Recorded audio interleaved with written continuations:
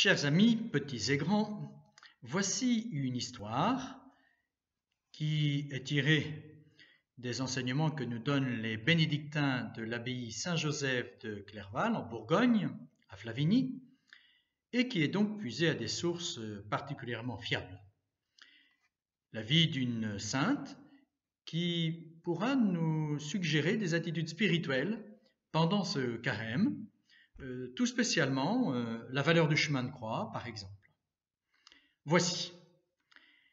Le 6 mars 1998, Norbert Baudouin, un agriculteur suisse, retire les barrières par neige qu'il avait posées sur le domaine familial. 4 de ses petits-enfants l'accompagnent. Virginie, 22 mois, et sa sœur âgée de 8 ans sont assises sur le tracteur lorsque la petite tombe à terre. Le grand-père ne peut s'arrêter à temps. La roue écrase l'enfant sur toute sa longueur, tête comprise. Consterné, il la ramasse inerte. Mais quelques instants plus tard, Virginie commence à pleurer dans ses bras. Immédiatement, Norbert, son grand-père, pense à Marguerite Besse, qu'il remercie à haute voix. Elle devait être écrabouillée, morte. Cela ne pouvait pas être autre chose qu'un miracle, affirme-t-il, les yeux humides posés sur sa petite fille. Lui et sa femme Yvonne ont en effet l'habitude de prier chaque soir la Bienheureuse, élevée sur les autels 3 ans auparavant par Saint Jean-Paul II pour protéger leurs petits-enfants, et cela, explique Norbert, depuis le jour où j'ai vu un tableau représentant Marguerite Besse entourée d'enfants. À l'hôpital, Virginie est examinée avec soin. Les médecins, sidérés, annoncent à ses parents que l'accident n'a laissé aucune séquelle. Ni les organes internes, ni le squelette ne sont touchés. Seuls quelques bleus causés par la chute sont visibles. Chose d'autant plus inconcevable qu'on peut voir sur les habits de la fillette les traces de la roue du tracteur.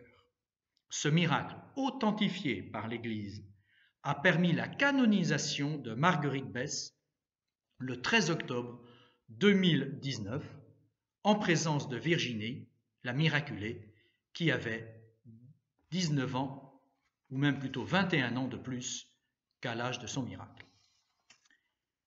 Alors Marguerite Besse, par l'intercession de laquelle ce miracle a été obtenu, est née le 8 septembre 1815 au hameau de La Pierra, dans le canton de Fribourg, en Suisse romande.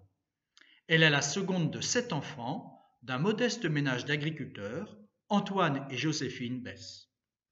Baptisée le lendemain de sa naissance, en l'église de sa paroisse, à Siviriez, elle aidera dès l'enfance ses parents aux travaux ménagers et au jardin. En 1823, elle fait sa première communion. Elle a donc 8 ans. Et en 1826, à l'âge d'11 ans, elle reçoit le sacrement de confirmation. À l'école communale, elle apprend à lire et à écrire. Vive et enjouée, l'enfant ressent cependant un attrait pour la prière et la solitude. Ses proches pensent qu'elle entrera au couvent. Elle-même, toutefois, n'entend pas cet appel. Tout en consacrant à Dieu sa virginité, elle s'adonne au métier de couturière dans la maison en bois où vivent hommes et bétail. Marguerite se lève avant 3 heures du matin. Bientôt dans sa chambre, le rouet chante, car elle file le chanvre avec habileté, puis elle assiste à la messe à l'église de Siviriez, distante d'1,5 km. Dans les familles où elle se rend ensuite pour son travail, elle a l'occasion de rencontrer des mamans souvent aux prises avec des difficultés. Elle les aide avec bonté, patience et surtout par sa prière. On lui demande fréquemment de venir veiller les malades et les agonisants qu'elle excelle à préparer à la rencontre du Seigneur. Marguerite Besse a une dévotion particulière pour le Sacré-Cœur de Jésus, image parfaite de la miséricorde de Dieu envers les pécheurs. Dans un siècle marqué par l'anticléricalisme, elle prie pour l'Église persécutée, en particulier pour le pape Pie IX qui, en 1870, sera spolié de toute souveraineté temporelle et menacé dans sa liberté. Au-dessus du lit de Marguerite est suspendu un tableau évoquant l'Église militante dirigée par le successeur de Pierre et placée sous la protection de Marie. Grâce au tiers-ordre de saint François, auquel elle s'est affiliée dès l'âge de 20 ans, et au bon livre de spiritualité que lui procure les pères capucins de Fribourg, Marguerite prend l'habitude de méditer quotidiennement les évangiles, enrichis de commentaires. Restée au domicile paternel en compagnie de 3 de ses frères, elle s'adonne aux tâches ménagères qui lui incombent. Cependant, sa belle-sœur Josette, une femme sévère et indélicate, l'humilie fréquemment, la traitant de paresseuse. Marguerite ne lui en tient pas rigueur. Lorsque Josette sera touchée précocement par la maladie, Marguerite prendra soin d'elle et finalement, seule personne à être acceptée par la malade, elle la préparera à la mort. D'autres peines éprouvent la famille. Sa sœur Marie-Marguerite se sépare de son mari et revient vivre à la maison paternelle. Son frère Joseph, célibataire de caractère excessif et aux mœurs parfois relâchées, aura à purger une peine de prison, légère au demeurant. L'aîné, Claude, a un enfant né hors mariage, le petit François. Marguerite presse son frère de le reconnaître officiellement, s'offrant à l'éduquer elle-même. Jean, son autre frère, se montre plus compréhensif que les autres pour les aspirations spirituelles et la vie mystique de sa sœur. Face à leur conduite répréhensible, Marguerite ne condamne pas ses frères et sœurs. Elle sait que si nous pouvons juger qu'un acte est en soi une faute grave, comme dit le catéchisme de l'Église catholique, nous devons confier le jugement sur les personnes à la justice et à la miséricorde de Dieu. Se souvenant que Jésus n'est pas venu appeler les justes, mais les pécheurs au repentir, elle gagnera ses proches au Christ par le témoignage d'une sainte vie et sa charité patiente. Tous finiront leur vie en bons chrétiens. Très active, Marguerite Besse fait partie des confréries du Rosaire et du Saint-Sacrement. Elle propose également à son curé d'instaurer un mouvement de soutien aux missions catholiques et elle introduit dans la paroisse l'œuvre de la Sainte Enfance, fondée à Lyon par la bienheureuse Pauline Jaricot, dans le but d'assister matériellement et spirituellement les enfants pauvres des pays lointains. Elle-même se montre très accueillante aux enfants, s'accommodant de leur brouhaha jusque dans sa chambre. Et ceux-ci l'apprécient. Marguerite n'était pas ennuyeuse quand elle nous parlait. Elle aimait bien rire et était toujours de bonne humeur, témoignera l'un de ses protégés. Elle parlait peu d'elle-même, remarquent d'autres témoins. Sa règle de vie était travailler et prier. À Noël, Marguerite confectionne une crèche que les enfants des alentours viennent contempler. Les personnages, fournis par l'abbaye de La Fille-Dieu, sont disposés avec art dans un décor naturel fait de mousse et de branches. À ceux qui viennent voir le Noël de Marguerite, celle-ci demande de dire avec elle une dizaine de chapelets, suivis d'un souvenez-vous, la prière mariale de Saint Bernard. Elle encourage ses proches à faire eux aussi des crèches dans leur maison, ce qui n'était pas habituel à l'époque.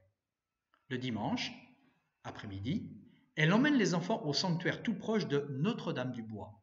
Cette chapelle solitaire, où règne un silence qui rappelle la présence de Dieu, reçoit souvent sa visite. La prière et les chants avec les enfants sont toujours suivis d'un temps de jeu dans les bois. Au mois de mai, Marguerite fleurit avec goût un petit oratoire installé dans sa maison. La tertiaire franciscaine sait que la beauté de la création est un chemin qui conduit à Dieu. Marguerite Besse a un souci particulier des pauvres et des malades. Les indigents sont assidus à venir la solliciter et ils ne la quittent jamais les mains vides. Elle rend visite aux pauvres, leur apportant habits neufs et vivres. Gardant en sa mémoire la figure du Christ qui, de riche qu'il était, s'est fait pauvre, pour nous enrichir de sa pauvreté, comme dit saint Paul, elle s'applique à suivre Jésus dans son humilité et sa pauvreté, à vivre du strict nécessaire et à donner aux pauvres le meilleur d'elle-même.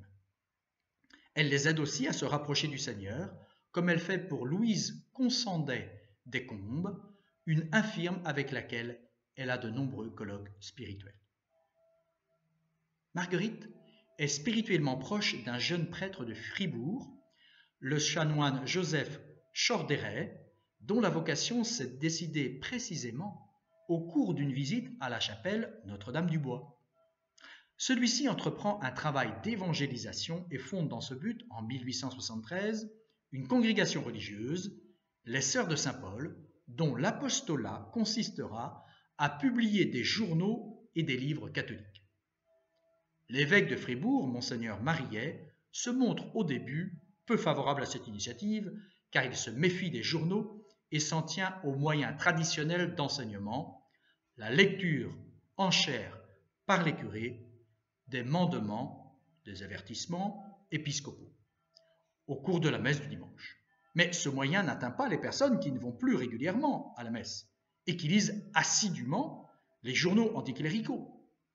Le chanoine consulte Marguerite qui, après avoir prié, l'encourage à poursuivre son action. Ne craignez rien, allez de l'avant. Cette œuvre fera grand bien chez nous et sera particulièrement bénie de Dieu, car elle correspond à sa volonté. Le prêtre se rend alors à Rome, où il obtient une audience du pape Pie IX, qui bénit effectivement son projet.